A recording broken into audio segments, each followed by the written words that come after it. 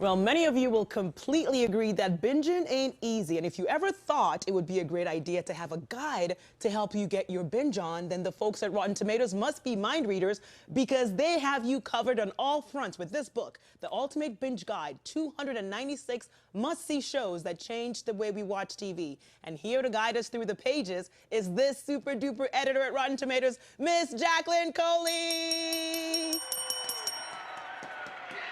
Wow, what a welcome. Thank you for having me. Well, you're welcome, Jacqueline. Happy Monday and happy 3-4 days after Thanksgiving. How was your Thanksgiving? Good? It was great. And then coming up to New York to chat about our book is sort of like a very nice way to sort of end the Thanksgiving holiday. And we're happy we're a part of that because I was telling you earlier that back in the day, in the 1800s when I was growing up, I remember I would always check to see whether a movie got 2 thumbs up from Siskel and Ebert. And nowadays, we check to see if it's certified fresh on Rotten Tomatoes. So explain how that certification process goes down because you guys are the big deal. You guys are the bar.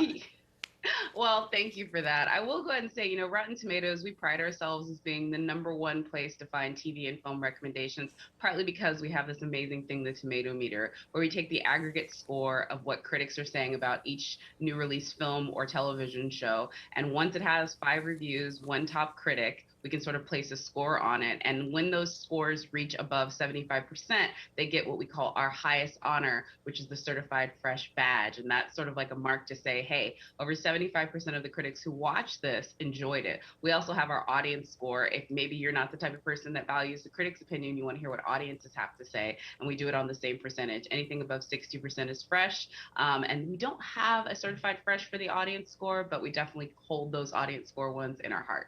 All right, this book scores high in my book, which I don't have, just so you know, there's no, you know what I mean? But it releases tomorrow, and it's all about binging, which is a word we used when we talked about food back in the day, but now we use it for shows, and I blame Netflix. So let's get started with how the book is broken down, like chapter-wise and series-wise. Yeah, no, it's amazing. So what we did is we compiled 296 of what we consider the most bingeable shows that you absolutely need to do if you're looking for, I guess, an encompassing guide of television history. And we go all the way back to the classic early days of television with shows like I Love Lucy to those sort of game-changing shows that happened when peak TV sort of rose out of sort of The Sopranos and Breaking Bad. And even in then, we give shine to lesser, I would say, more prestigious parts of television like reality television, shows like RuPaul's Drag Race and The Amazing Race.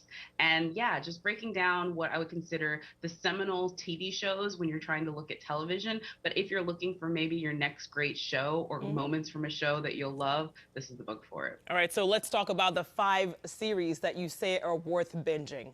Yes, definitely. So first, I'm going to actually start with a show that's in its final season this year, and that is Issa Rae's Insecure. This came out of a YouTube sort of docu-series that she did where she was sort of putting the messy points of being a 30-something-year-old and put it on screen. It became the HBO television show.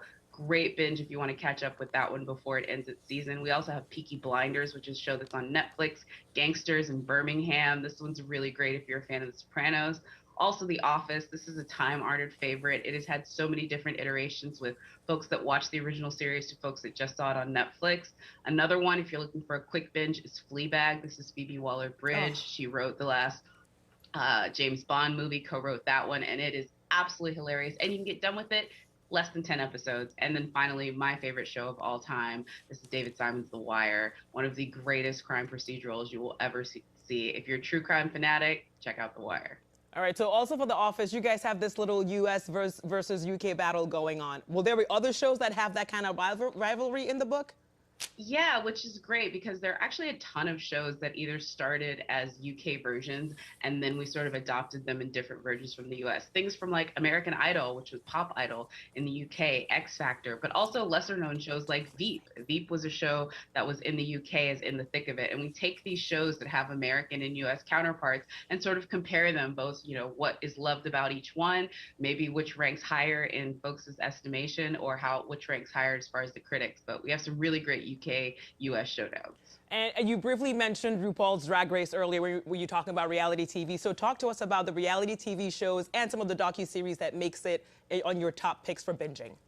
Yes, definitely. And one of them, of course, is RuPaul's Drag Race. This Of is course. a show that has spawned countless iterations over, like, it's become a global phenomenon. Sort of this idea of crowning the next drag superstar that was started by the most famous drag queen on the planet, RuPaul. So we have that one. Also, for you docuseries sort of true crime fanatics, Don't F with Cats, which Mhm. is sort of this online sort of hunt to find this person who broke the uncardinal rule of the internet, which is that they messed with cats and the internet came after them. Really great true crime one, especially if you're looking for one that ties up neatly at the end.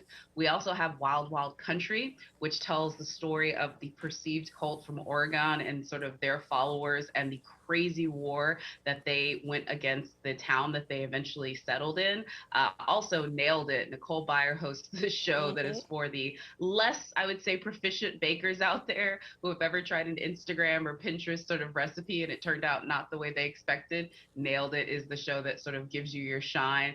And another true crime one, which folks should be paying attention to because it's about to be made into a movie with Ben Affleck and Matt Damon, supposedly, and that is McMillions. That is the story of the group that robbed the McMillions sort of McDonald's Mm. Monopoly game and made it to where literally over 13 years, nobody outside that family won any of the major prizes. All right, like you are a winner in our book, Jacqueline, because you just gave us a lot to watch and made it so simple. Thank you for being our guide. Such a pleasure to meet you, bestie. And as we mentioned, everyone, the Ultimate Binge Guide, 296 must-see shows that change the way we watch TV, put together by our friends at Rotten Tomatoes, is out tomorrow. So be sure to check it out. Binging ain't easy, but now it is. Thank you. Such a pleasure, Thank Jacqueline. See you. you soon. Thank you.